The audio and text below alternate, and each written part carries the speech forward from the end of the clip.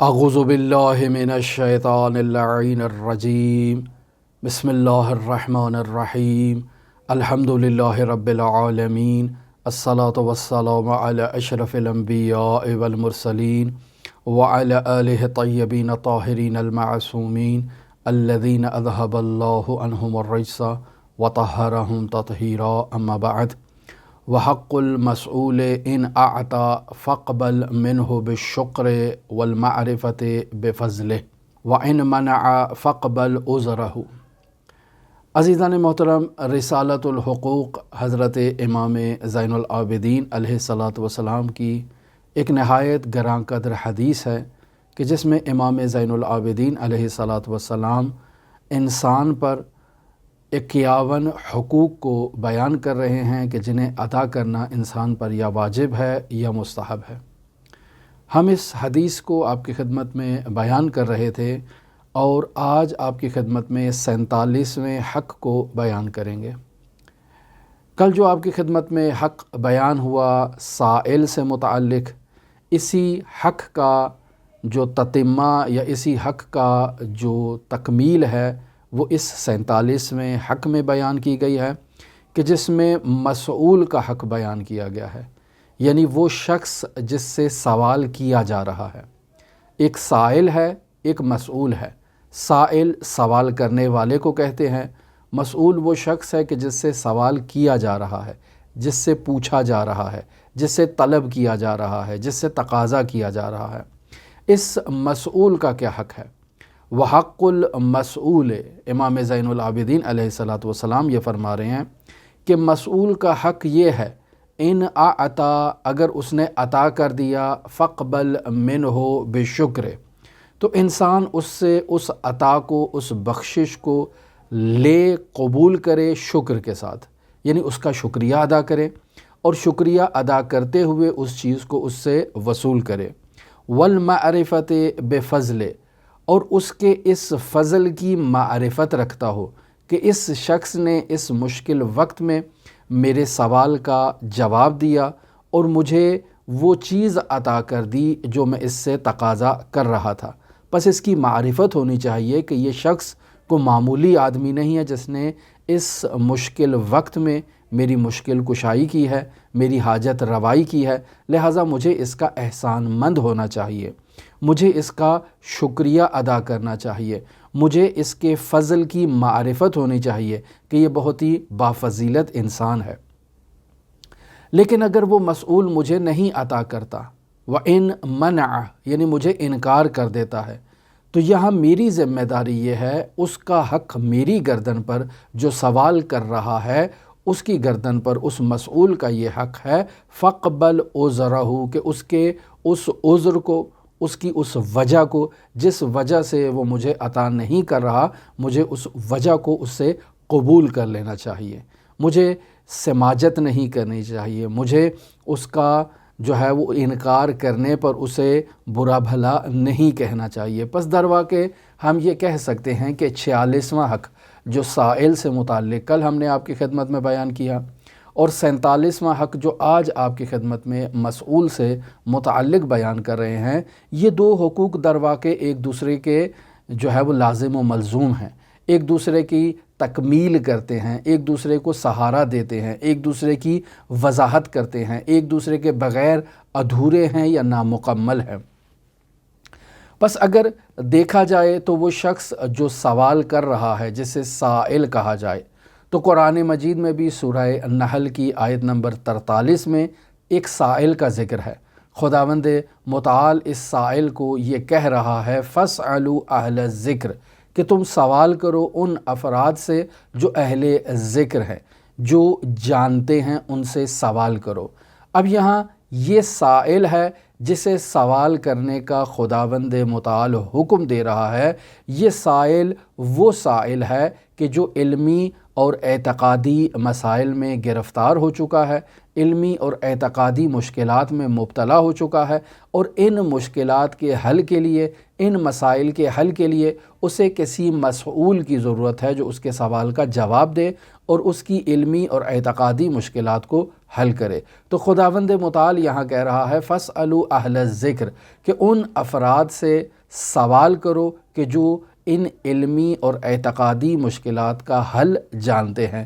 جو کون ہیں؟ جو ائمہ معصومین علیہم الصلاۃ ہیں۔ پس یہاں سائل وہ سائل ہے جو علمی اور اعتقادی مشکلات میں مبتلا ہے،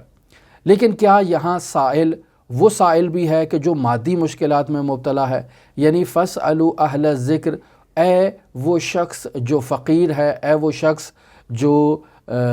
مشکلات میں مبتلا ہے، اقتصادی مشکلات میں، معیشتی مشکلات میں مبتلا ہے، تجھے خداوند متعال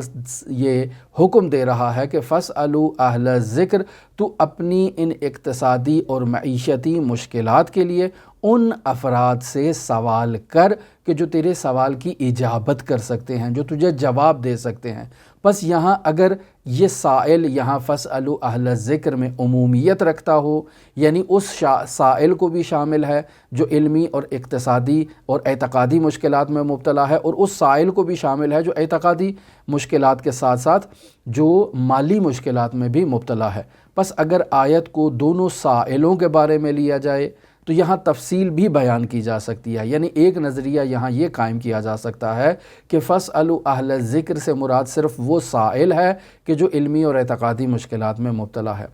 ایک اس کی تفصیل یہ ہے کہ یہاں مراد وہ سائل ہے جو مادی مشکلات میں مبتلا ہے۔ دوسری مراد یہ ہے کہ دونوں سائل یہاں پر شامل ہیں، چاہے وہ علمی مشکلات میں مبتلا ہے، چاہے وہ معیشتی اور اقتصادی مشکلات میں مبتلا ہے۔ اور اس دوسرے اور تیسرے احتمال کو آیت اللہ ناصر مکارم شرازی نے تفسیر نمونہ کی جلد نمبر 27 اور صفحہ نمبر 107 پر بیان کیا ہے۔ پس ہم یہاں کہہ سکتے ہیں کہ فَاسْأَلُوا أَهْلَ الذِّكْرِ کی روشنی میں جو کہا جا رہا ہے کہ اگر انسان علمی اور اعتقادی مشکلات میں مبتلا ہے تو اس اہل ذکر کی طرف رجوع کرے کہ جو واقعاً اس کی علمی اعتقادی مشکلات کو حل کر سکتا ہے، جو ائمہ معصومین علیہم الصلاۃ ہیں۔ تو اسی کی روشنی میں اگر انسان معیشتی مشکلات میں مبتلا ہے تو فَاسْأَلُوا أَهْلَ الذِّكْرِ کی روشنی میں انسان سے یہ کہا جا سکتا ہے کہ تو اس مسئول کے سامنے اپنا سوال رکھ کہ جو تیری مشکلات کو حل کرنے میں مدد کر سکے اور تجھے خالی نہ لوٹائے، جس سے سوال کرنا تیری آبرو ریزی کا باعث نہ بنے۔ پس یہاں مسئول کا وظیفہ کیا ہے؟ مسئول کا وظیفہ یہ ہے کہ اگر کوئی سائل اس کے پاس آتا ہے تو مسئول کو یہ چاہیے کہ اسے عطا کرے، اسے دے، اسے جود و بخشش کا مظاہرہ کرتے ہوئے، سخاوت کا مظاہرہ کرتے ہوئے اسے خالی نہ لوٹائے، اسے کچھ نہ کچھ دے۔ لیکن اگر اس کے پاس دینے کی توان نہیں ہے تو حد اقل اس کی مشکلات کے حل کے لیے خداوند متعال کی بارگاہ میں دعا کرے کہ اے میرے پروردگار، میری دروازے پر ایک سائل آیا تھا، اس سائل کو میں کچھ نہیں دے سکا، تو اے میرے پروردگار تو اسے اپنے خزانے غیب سے اتنا عطا کر دے کہ یہ کسی کے دروازے کا محتاج نہ رہے۔ تو پس مسئول کی یہ ذمہ داری ہے کہ پہلے نمبر پر، پہلے درجے پر، پہلے رتبے پر وہ خود سائل کو عطا کرے، اور اگر وہ سائل کو عطا کرنے کی توان نہیں رکھتا تو اس کی یہ ذمہ داری ہے کہ وہ اس کے حق میں دعا کرے۔ دوسری مسئول کی یہ ذمہ داری ہے کہ اگر اس کے دروازے پر کوئی سوال کرنے کے لیے آ رہا ہے اور اس کے پاس پیسہ موجود ہے، وہ اس کی مشکل کو حل کر سکتا ہے، تو یہاں اس کی یہ ذمہ داری ہے کہ وہ سائل پر بدبین نہ ہو، اسے جو ہے وہ اس کے بارے میں برا گمان نہ کرے کہ کہیں یہ مستحق نہیں ہے اور ایسے ہی آ کر مجھ سے تقاضا کر رہا ہے۔ اگر ایسا تصور اس کے ذہن میں آئے تو اس کے ذہن میں یہ تصور بھی آنا چاہیے کہ کہیں شیطان میرے ذہن میں یہ وسواس اور خیالات تو نہیں ڈال رہا ہے اور شیطان مجھے نیک کام سے منع تو نہیں کر رہا ہے۔ تو ایسے میں انسان کو اپنے ان خیالات کو نظر انداز کر دینا چاہیے، مگر یہ کہ انسان کو یقین ہو، کہ یہ شخص جو میرے دروازے پر مجھ سے کسی چیز کا تقاضا کرنے کے لیے آیا ہے یہ مستحق نہیں ہے، یہ ایک فراڈی انسان ہے، دھوکہ دینے والا انسان ہے اور مجھے دھوکہ دے رہا ہے۔ تو اس صورت میں انسان کی یہ ذمہ داری ہے کہ نہایت ہی مؤدبانہ اور نہایت ہی محترمانہ انداز میں انسان اس کو منع کر دے اور اس کو کہے کہ بھائی میرے پاس ابھی نہیں ہے، میں آپ کی مدد نہیں کر سکتا، یا بھائی میں کسی مشکل میں ہوں، میں آپ کی مدد نہیں کر سکتا، یا کوئی ایسا اس کو جواب دے کہ جو جواب محترمانہ جواب ہو۔ لہٰذا خداوند متعال سورہ ضحیٰ کی آیت نمبر 10 میں ارشاد فرماتا ہے وَأَمَّا السَّائِلَ فَلَا تَنْهَرْ، کہ تو سائل کو منع نہ کر، یعنی اسے خالی نہ لوٹا۔ اب یہاں لا تنہر کا کلمہ استعمال ہوا ہے، تو یہاں مفسرین کہتے ہیں کہ سائل کو ایسے منع کرنا کہ جو خشونت پر مشتمل ہو، جو ایک شدت پر مشتمل ہو، یعنی اس کی توہین کرنا، یعنی اسے دھدکارنا، ایسے انداز میں سائل کو منع کرنے کا اختیار ہمیں حاصل نہیں ہے۔ ہم اسے محترمانہ انداز میں تو منع کر سکتے ہیں، بس لا تنہر کا یہاں مطلب یہ ہے کہ خشونت سے، شدت سے کسی کو منع نہ کیا جائے، کسی کو انکار نہ کیا جائے، کسی کو دھتکارا نہ جائے شدت کے ساتھ۔ اور اگر یہاں نہر وہی نہر رسمی کے معنی میں لیا جائے، جس نہر میں پانی جاتا ہے اور پانی کا بہاؤ ہوتا ہے، تو وہ پانی کا بہاؤ بھی شدت سے ہوتا ہے اور اس پانی کے راستے میں جتنے خس و خاشاک ہوتے ہیں سب کو بہا کے لے جاتا ہے۔ بس پانی میں بھی وہاں شدت ہے، تو فلا تنہر اگر پانی کے معنی میں ہو تو یعنی یہاں پر بھی کہا جا رہا ہے کہ جس طرح پانی کا بہاؤ شدت کے ساتھ اپنے راستے میں آنے والی ہر چیز کو بہا کے لے جاتا ہے، تو بھی اپنے سائل کی اسی شدت کے ساتھ آبرو ریزی نہ کر، اس کی توہین نہ کر، اس کی عزت کو پامال نہ کر۔ لہٰذا یہاں اگر فقہی اعتبار سے دیکھا جائے تو فقیر کی اہانت کرنا فعل حرام ہے، خداوند متعال ہمیں اس سے منع کر رہا ہے۔ لہٰذا اگر ہمیں یقین ہے کہ وہ شخص جو ہم سے سوال کرنے کے لیے آ رہا ہے وہ ایک شارب الخمر ہے، وہ ایک زانی شخص ہے، وہ ایک نشئی انسان ہے، اور معلوم ہے کہ ہمارے سے جو وہ رقم لے کر جائے گا تو وہ یہ رقم یا تو اس فعل حرام میں یعنی شراب نوشی میں استعمال کرے گا، تو یقینی بات ہے کہ مجھے معلوم ہے کہ یہ شخص شراب خور ہے، میرے سے رقم لے جا کر شراب پیے گا، تو مجھے اس کی معاونت کرنے کا حق حاصل نہیں ہے۔ یہاں میں اس کی گویا کہ فعل حرام میں اعانت کر رہا ہوں اور مدد کر رہا ہوں اور گنہگار ہو جاؤں گا۔ مجھے اگر معلوم ہے کہ یہ شخص نشئی ہے اور مجھ سے پیسہ لے کر جائے گا اور جا کر نشہ کرے گا، یقین ہے گناہ میں استعمال کرے گا، تو یہاں مجھے حق حاصل نہیں ہے کہ میں اس کو منع کروں۔ لیکن مجھے اگر یہاں یقین ہے کہ یہ شخص شرابی ہے، یہ شخص جو ہے وہ نشئی ہے، لیکن یہ مجھ سے جو رقم لے کر جا رہا ہے یہ اس شراب نوشی میں استعمال نہیں کرے گا، یہ اس نشہ آور مخدرات میں استعمال نہیں کرے گا، بلکہ یہ اس رقم کو اپنے بیوی بچوں میں استعمال کرے گا، تو مجھے یہاں اس کے مدد کرنی چاہیے تاکہ وہ اپنے گھر والوں کی مدد کر سکے۔ بس یہاں مسئول کی شرائط میں پہلی شرط جو اوپر ہم نے آپ کی خدمت میں بیان کر دی، ایسے شخص سے سوال کرنا چاہیے کہ جو ہمیں دے سکتا ہو، یعنی ایک سائل ہے وہ سوال کرنا چاہتا ہے تو اسے ایسے دروازے پر دستک دینا چاہیے کہ جہاں سے اسے ملنے کی توقع ہو۔ لیکن اگر ایسا دروازہ ہے جہاں اس سے ملنے کی توقع نہیں ہے تو وہاں اس کو سوال نہیں کرنا چاہیے۔ امیر المؤمنین علی بن ابی طالب علیہ الصلاۃ والسلام سے غرار الحکم میں یہ بیان نقل ہے کہ فرماتے ہیں لا تسأل من تخاف منعہ، کہ جس سے تمہیں خوف ہے کہ وہ تمہیں منع کر دے گا تم ہرگز اس سے سوال نہ کرو، چونکہ اس سے سوال کرنے کا مطلب یہ ہے کہ تم اپنی آبرو ریزی کروا رہے ہو، تم اپنی انسلٹ کروا رہے ہو، تم اپنی توہین کروا رہے ہو۔